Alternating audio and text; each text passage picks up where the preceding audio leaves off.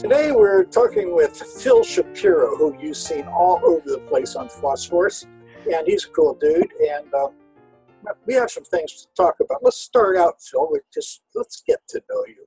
How did you start with Linux? I got into Linux from a kind of social justice angle.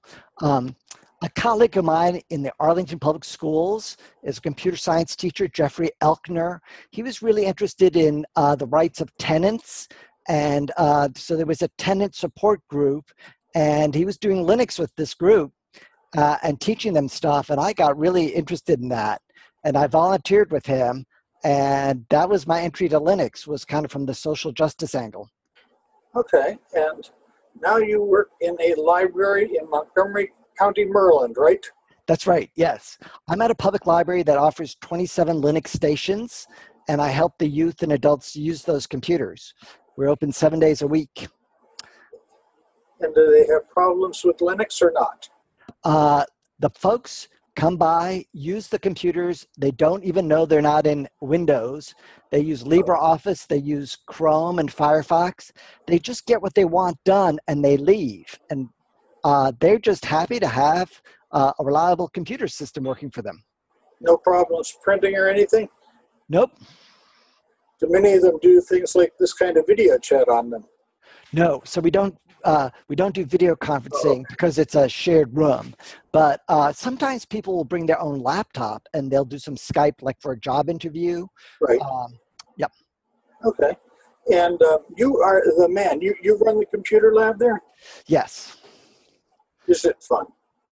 It's a lot of fun. I love showing up at work. I explain Linux as just part of my job. And I like to use a soft sell approach, just saying Linux is a software that's not commercial. So there's nobody out to get your wallet. And there's no virus issues, and it runs fast on old computers. I say it's something people need to consider. I'm really careful not to say it's something you need to adopt.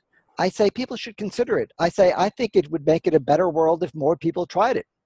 And so I have the soft sell approach. I also offer to install Linux if somebody has a Windows XP or Windows Vista laptop or Windows 7. They come to me, they say it's virus infested. What can I do? I really don't have money to pay some professional to take off the viruses. I say, I'll take off the viruses. I said, you won't have a Windows laptop anymore, but you'll have something that's, I think, better. It's going to be faster. It won't have virus problems, and you can just go about getting your work done. But it won't be a Windows laptop anymore. It'll be something called Linux.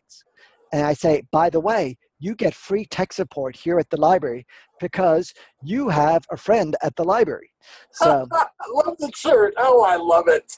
So this shirt is a shirt I wear just to convey to people that when they come to the library, I care about them, not about their question. I really care about them as a human being.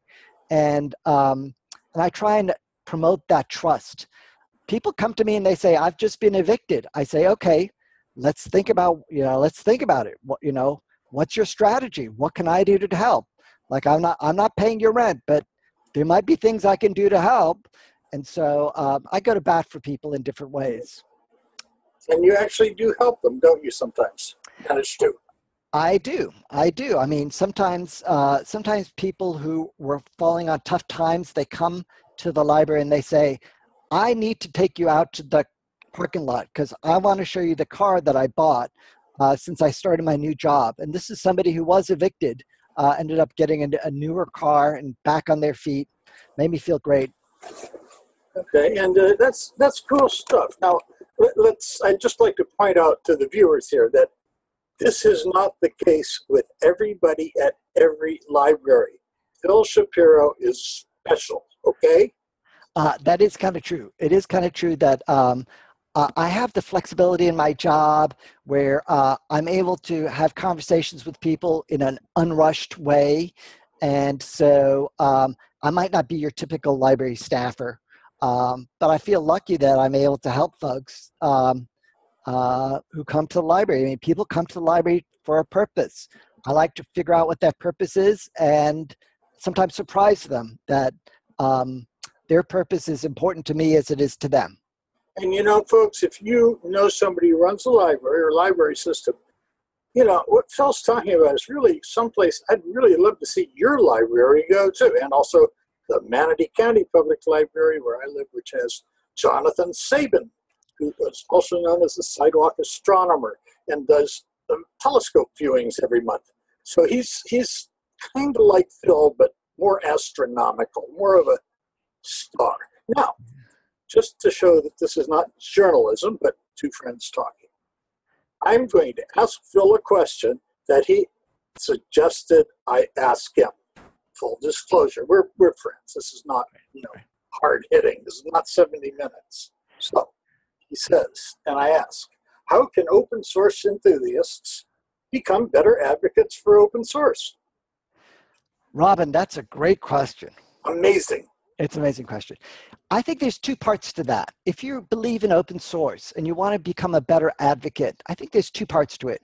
First, you first have to be an excellent human being. And an excellent human being means being kind, compassionate, considerate, tolerant. That's step number one. And step number two is you need to involve yourself with all digital tools.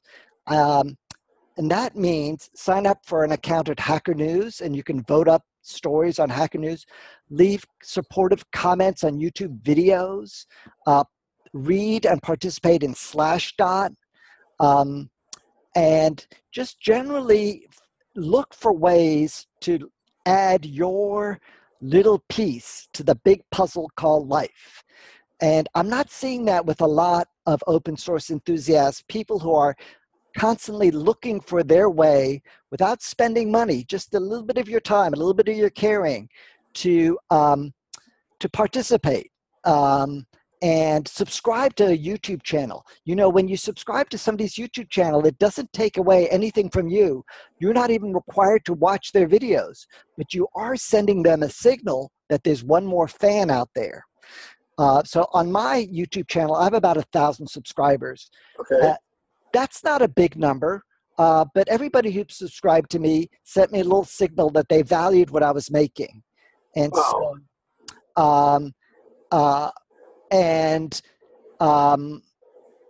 you know, people, when they, even if you leave a very short comment, if it's supportive, that can mean the world to somebody who made something.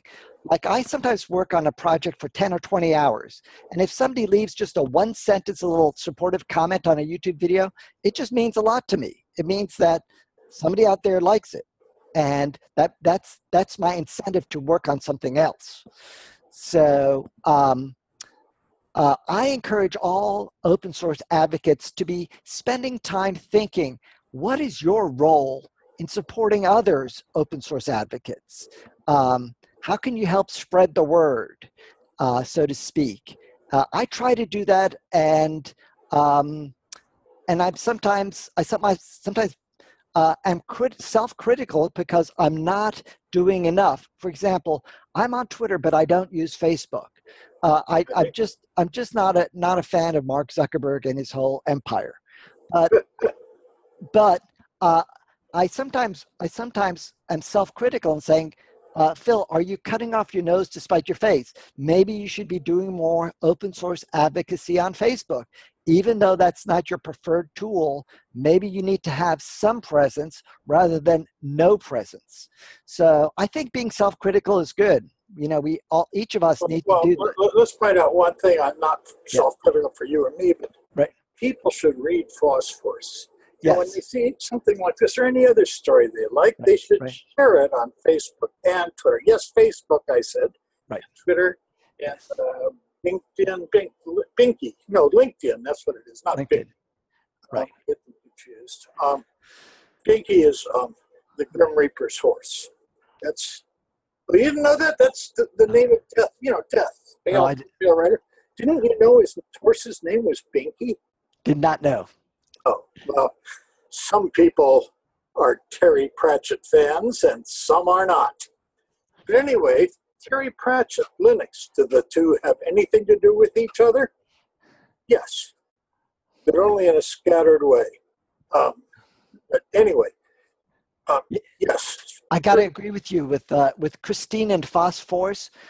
She is exemplary of a human being who has devoted her life, many years, to be promoting open source principles, which are principles that are going to make the world more inclusive. And when we make the world more inclusive, do you know what? There's going to be a little bit less violence.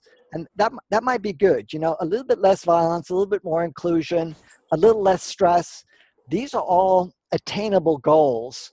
And it's not really talked about much within the open source movement that, that open source tools can take us to the place where more people are going to be included and feel less sidelined. Phil, one thing that gets me is we don't have enough crossover between open source and social justice stuff. How can we connect them together better? You know, that's a fascinating question because I've always had one foot in both camps. I think the way to make connections is for open source people to show up at social justice events, including rallies, and similarly, social justice people have to show up to hackathons and participate in advocating open source at their public library. The public library, as an institution, that is the common house for so many towns, and we need to be using that common house to showcase open source solutions and to celebrate open source methods. Open source methods, these participatory methods, this is what creates value in the modern world. It's a skill that everybody needs to have. Even if you're a proprietary if you're working in a proprietary company, you need open source skills, the skills of being able to collaborate. To answer your question, the social justice guys and the open source people, guys and gals, we should all be meeting at the public library.